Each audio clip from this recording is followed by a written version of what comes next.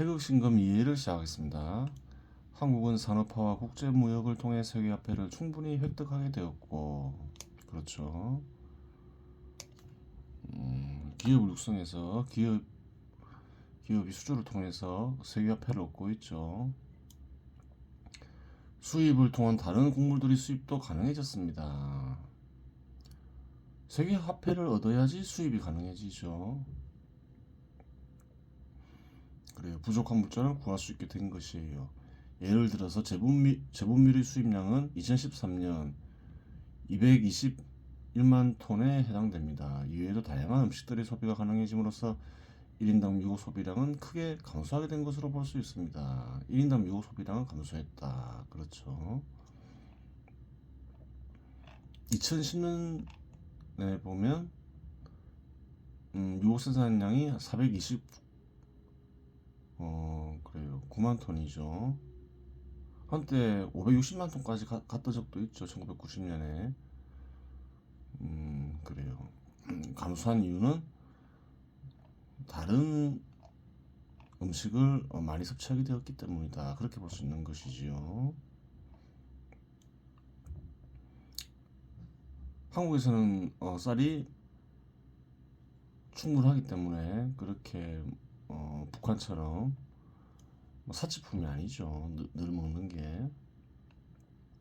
1970년에는 인구의 45.88%가 농업을 통해 생계를 이어갔다면 2010년에는 인구의 6.5%가 농업을 통해 생계를 이어가고 있습니다.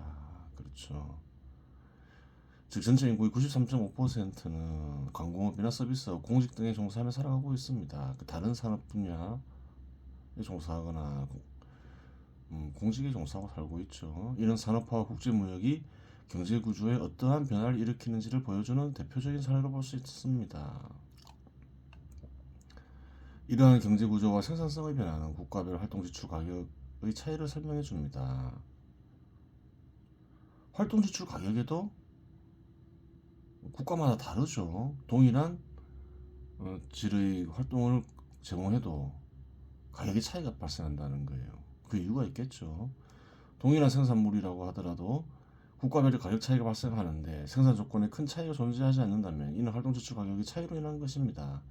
A, B 국가가 존재하고 각각 인구가 10명이며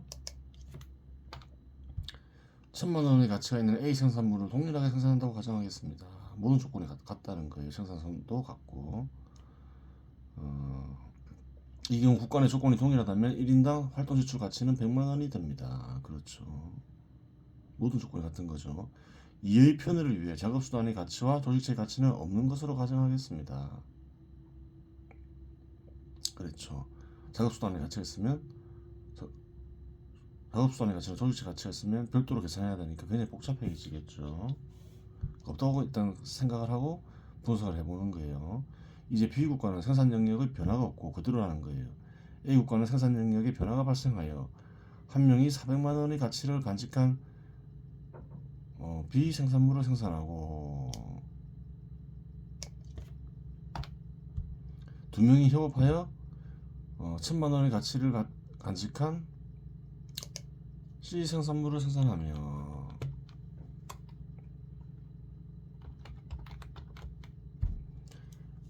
A 생산물의 생산성에는 변화가 발생하지 않아 700만 원의 가치를 지닌 A 생산물을 생산한다고 가정하겠습니다. 그럴 경우 A 국가에서 만들어낸 가치는 총 2100만 원이 되죠. 700만 원 더하기 800만 원. 그래요. 한 명이 400만 원, B가 협업하여 1000만 원, 1400만 원, 700만 원, 2100만 원 되죠. 1인당 평균 210만 원의 가치를 생산하는 것이 됩니다. 사회적으로 형성되는 평균 생활 수준은 각각의 활동 지출을 평균화하여 모두 210만 원으로 동일하게 생성하게 하지는 않겠지만 영향을 미칩니다. 이 경우 A 생산물을 생산하는 생산자의 활동 지출 가격이 사회적으로 형성되는 평균 생활 수준의 영향으로 150만 원으로 형성된다고 가정하면 그렇죠. B국가는 발전하는 사회인 거죠. A보다. A 국가는 B 국가보다 발전한 국가죠. 그러니까 어떻게 되나요?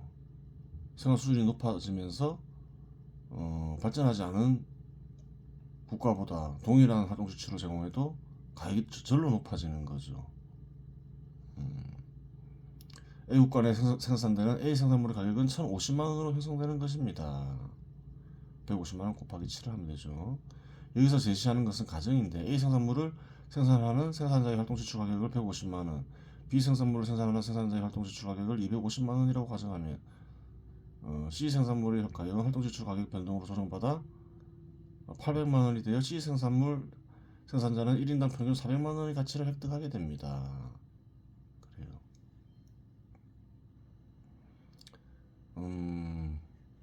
사회가 발전하게 되면 결국 혜택을 보는 이는 누가 된다는 건가요? 낮은 생산성을 지닌 이들이 혜택을 보게 된다는 거예요. 나머지 사람들이 굳이 강제로 그렇게 하지 않더라도 더 많은 분배를 받게 된다는 거예요. 그렇겠죠. 이러한 사실은 현실에서 확인이 가능하죠. 농업에 종사하는 이들 보면 큰 차이가 안 나더라도 한국보다 덜 발전된 국가의 활동 수출이 훨씬 싸죠. 어느 산업 분야건 간에 공업 분야건 농업 분야건 그래요. 확인이 가능해요.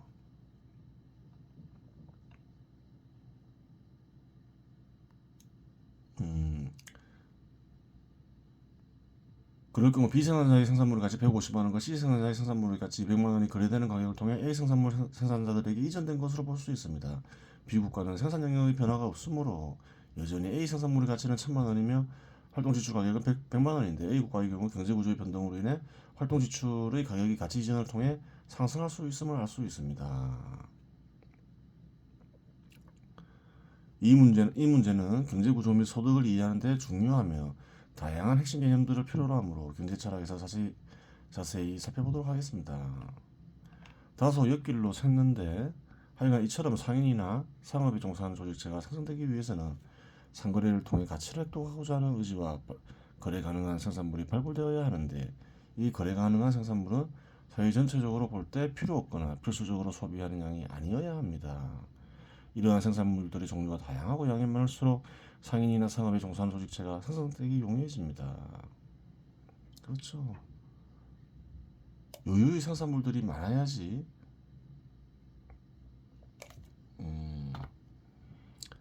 서로 교환하면서 풍요로운 삶을 살려고 하겠죠.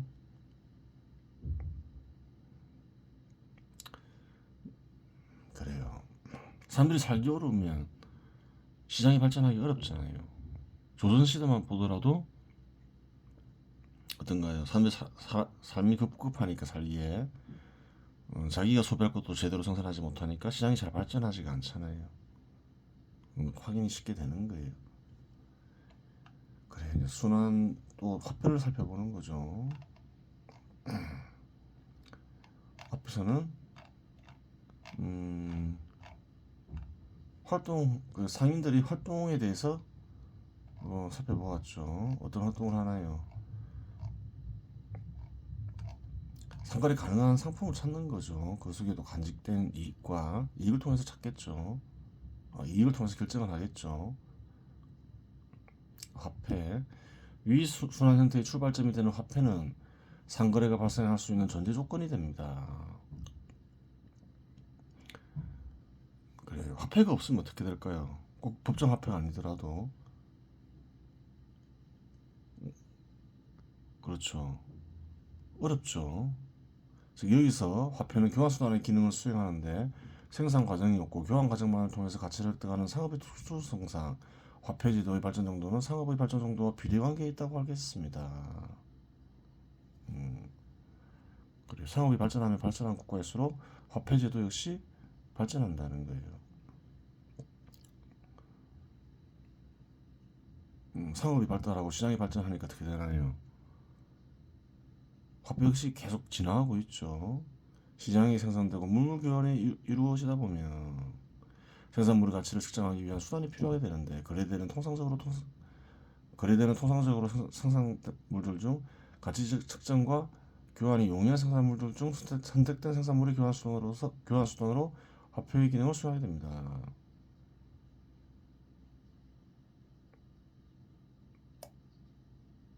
그래요.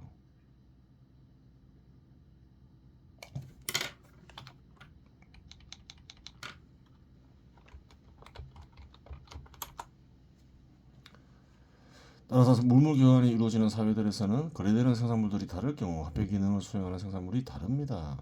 유럽의 경우 시장 지배 시대가 도래함에 따라 금, 은이 사용되었고 조선의 경우는 주로 쌀이 이용되었습니다.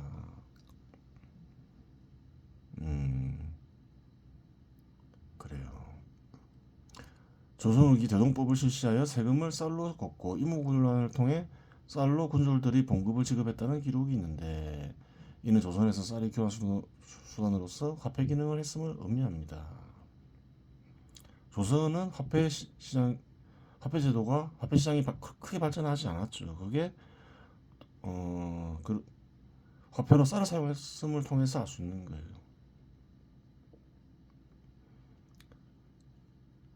금속이 쌀보다 화폐로서 나는 이유가 뭔가요? 보다 많은 가치를 담을 수가 있죠. 큰 거래를 가능하게 한다는 거예요. 상거래에서 거래되는 금액이 커지면 적은 부피에 많은 가치를 간직하며 분할이 가능한 생산물이 화폐 기능을 하게 되는데 그에 적합한 생산물이 금이기 때문에 시장이 어느 정도 성장하게 되면 금이 이용되게 됩니다. 그렇죠. 그래요. 어떤 물건을 예를 들어서 현 시대에서 보면 한 3억짜리 집을 거래하는데 쌀로 거래한다 생각해 보세요. 쌀이 화폐로 기능하기 어렵게 되겠죠. 화폐로 분리된 금과 같은 금속은 작업수단에 해당됩니다. 쌀과 같은 물질은 화폐로 사용되면서 동시에 인간들에 의해 개인적으로 소비되지만 금과 같은 물질이 화폐로 되면 별도로 쌀과 같이 소비되지 않고 화폐로서만 기능하게 됩니다. 물론 금과 같은 물질은 기금속으로 전환될 수 있는 여지가 남아 있습니다. 하지만 지폐의 경우는 전적으로 화폐의 기능으로만 사용됩니다. 그렇죠. 금속을 사용하더라도 금속 역시 다른 것으로 전환될 여지가 있고 완전히 화폐로서의 기능만 수행하지는 않지만 지폐가 돼버리면 어떻게 되나요? 이제 화폐의 기능으로만 사용되게 되겠죠. 화폐가 금속에서 화폐로 전환된 이유는 비용이 가장 큰 핵심 원인으로 볼 수 있습니다. 또 다른 이유 찾자면 뭔가요? 쌀과 마찬가지죠.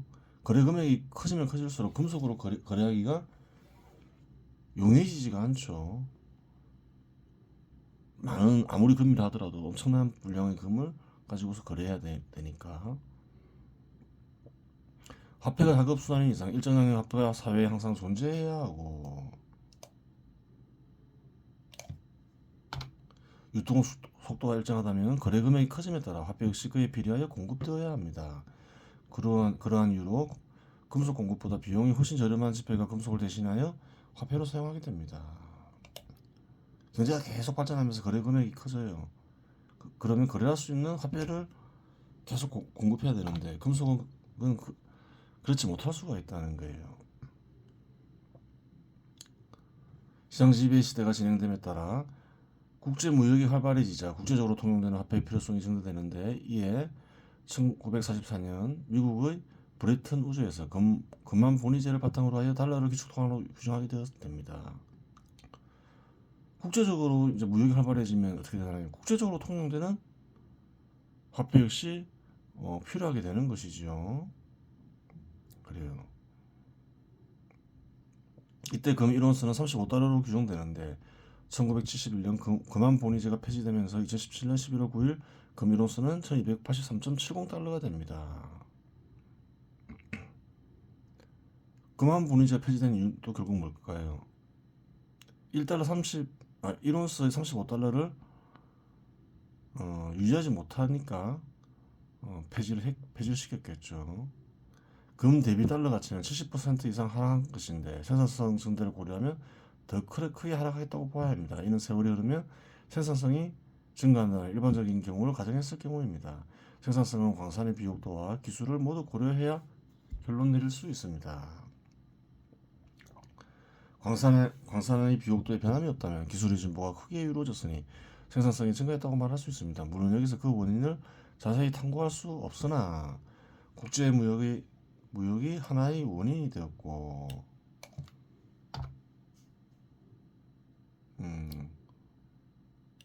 그래요. 국제 무역이 하나의 원인이 됐다는 건 뭔가요? 달러로 달러를 그래요. 많이 공급해야 되겠죠. 국제 무역은 크니까 전 세계 시장을 상대로 하니까 달러를 남발하게 되다 보면 달러 가치가 떨어질 수 있잖아요. 국제 무역의 하나가 원인이 된다. 미국은 늘 적자를 내도 무방하죠. 아주 심하지만 않으면. 왜요? 달러를 세계 시장에 공급해야 되니까. 국제 무역을 위해서 다른 국가들이 달러를 필요로 하니까 그러한 것이죠. 달러를 공급하는 대가로 풍요를 누리고 있다고 볼 수 있는 거죠. 세계 화폐를 공급하는 대가로. 현 시대 대부분의 정부가 화폐의 가치를 떨어뜨리는 정책을 쓴 것이 또 하나의 원인이 되었습니다. 그렇죠. 정책상 화폐 가치를 떨어뜨려서 화폐 공급을 통해서 정부 목적을 달성하려는 일은 비일비재하게 일어나죠. 그래서 장기적으로 보면 화폐 가치가 떨어져 있음을 누구나 쉽게 확인할 수 있어요.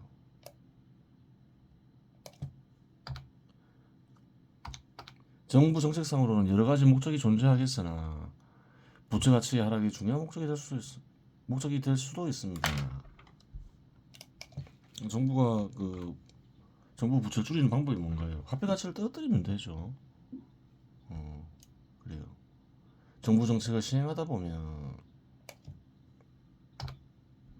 정부 부채가 증가하게 되는데 화폐 가치를 하락시키면 정부 부채의 가치가 감소하게 됩니다.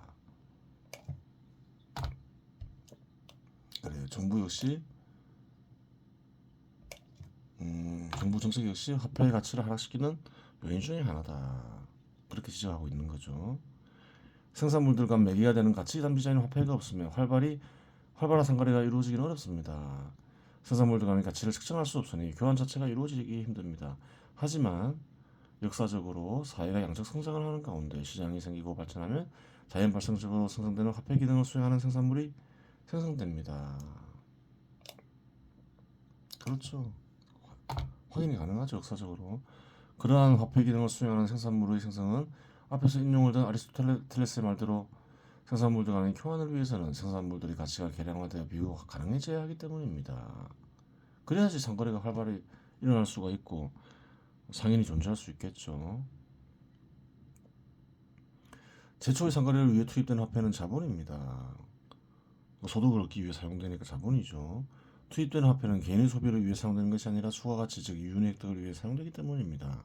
경제구조, 경제의 양적 성장의 원리, 그리고 상업의 기능이 무지하면 상업에 사용되는 자본을 악으로 볼 수도 있습니다.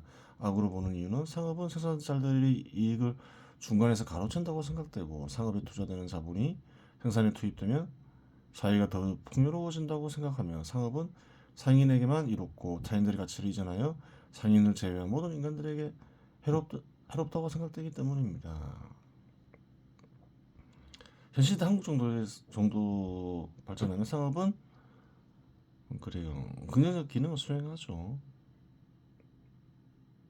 근데 상거래를 할 정도의 물자가 없는데 상업이 발전하면 어떻게 될까요? 부작용을 크게 일으킬 수 있다는 거예요. 저번에 확인했죠. 조선시대 방공력 그렇게 되는 거예요. 상업이 생산을 촉진할 때 상업은 긍정적인 효과를 일으키고, 또 달리 말하면 생산 기업들이 상업 기능을 수행해야 할 때 상업이 발전하면 또한 생산에 크게 기여하겠죠. 상업의 생산성이 높아지면 어떻게 되나요? 생산자들이 그 상업에 드는 비용이 줄어드는 거죠. 그렇게 되는 거예요. 남은 시간은 태울과 마종주를 살펴보겠습니다. 1절 중구, 중구유 3절. 한마디 중에는 세 마디가 함께 갖추어져 있다. 1절 중구유 9절. 한마디 중에 9마디가 갖추어져 있는 경우도 있다. 함께 갖추어져 있는 경우도 있다. 3절에 대해서는 앞에서 언급했죠. 흩어진 것을 모은다. 어를 모은다. 이게 뭐랬나요? 함량이라 했죠. 함량보는 어떤 거는 신으로부터 비롯해 어를 모으는 게 있다. 함량. 그 다음에 또 뭐가 있냐? 흡치 선천냐. 원래부터 있던 하늘을 모아서 합친다. 어떤 거는 신과 혼백이 있는 영을 합친다. 영을 모아서 합친다. 영혼을 통해서 의식을 합친다. 이렇게 풀이할 수도 있는 거죠. 그 다음 또 뭐가 있나요? 집장이 있다. 집장기열. 의식을 인간의 마음에서 감춘다. 달리 얘기하면 의식을 어떤 거는 신의 마음에 거듭나게 하여 인간의 마음에서 사라지게 한다. 세 가지가 있죠. 세 가지가 있는데 세 마디라고 하죠. 함량, 흡치, 함량, 흡치, 심장 세 가지가 있다. 근데 9마디가 있는 경우도 있다. 그렇게 얘기하죠. 차사후일 발이 9마디가 있는 경우도 있는데 뭐 꾸준히 수련하다 보면 수련하면서 후일을 기다리면 9마디가 발휘되면서 알 날이 있을 것이다. 이렇게 얘기하죠. 금사 1절 중 9, 3절 언지. 이제 한마디 중에 있는 한마디 중에 3절이 함께 있는 경우에 대해서 말하겠다. 이렇게 얘기하죠. 단기 함량이 초정야. 이제 그 함량을 하게 되면 어를 이제 담궈서 기를 수 있게 되면 어를 기르는 일이라고 보면 되죠. 어를 길러서 기르면 어떻게 되나요? 어리 작용이 일어나면서 고요해진다. 너스 작용이 그친다 했죠. 그것을 함량이라 하죠. 함량을 하게 되면 흡치, 여기 함량.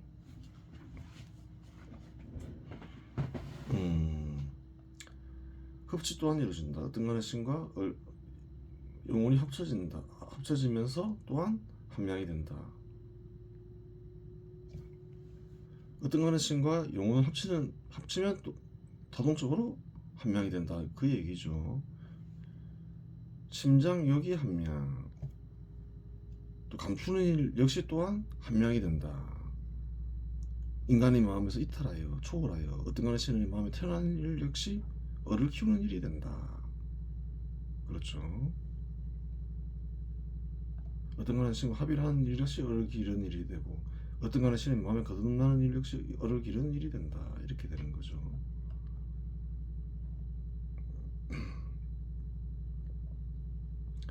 지후의 함량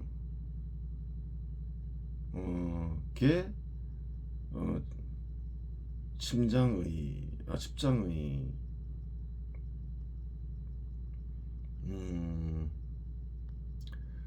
후에 이르면 함량 어를 기르는 일 역시 모두 집장이 된다. 어떤 것은 마음에 태어나는 일이 된다.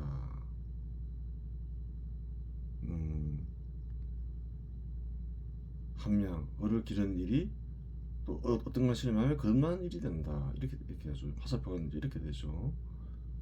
중 1층 가 유축. 뒤에 이르면 그 가운데 중에 있는 한 층은 능히 유추할 수 있다. 가 유추. 언급 안 한 게 있죠.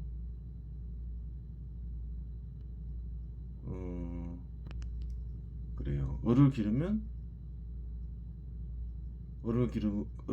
일은 잠깐만 여기서부터 보면 한 명이 흡치하면 한 명이 되고 이건 얘기했고 이거 얘기했고 그리고 마지막에 을을 기르는 일이 집잠이 된다. 이게 세 개 얘기했죠. 나머지 거는 이거겠죠. 을을 기르면 어떤 간의 신과의 합의를 이루어지고 어떤 간의 신과의 합의를 이루어지면 또 어떤 간의 신의 마음을 거듭난다. 어떤 간의 신의 마음을 거듭나면 어떤 간의 신과의 합의를 이루어진다.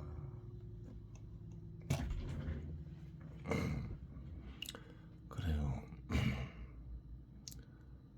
회광은 뭔가요? 을을 기르는 일이죠. 돌림에 살피는 일. 을을 기르면서 어떤 간의 신과의 합의를 하고 어떤 간의 신의 마음에 거듭난다는 것이에요. 그래요.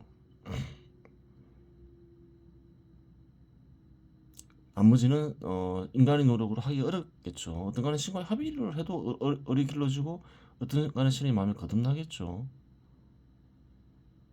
어떤 간의 신의 마음을 거듭나도 을을 기르는 일이 가능하고 어떤 간의 신과의 합의가 가능해요. 하지만 을을 기르는 일에 초점 맞추는 이유가 뭔가요?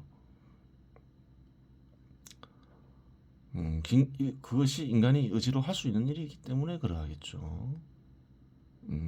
그래요. 이번 시간에서 마치겠습니다.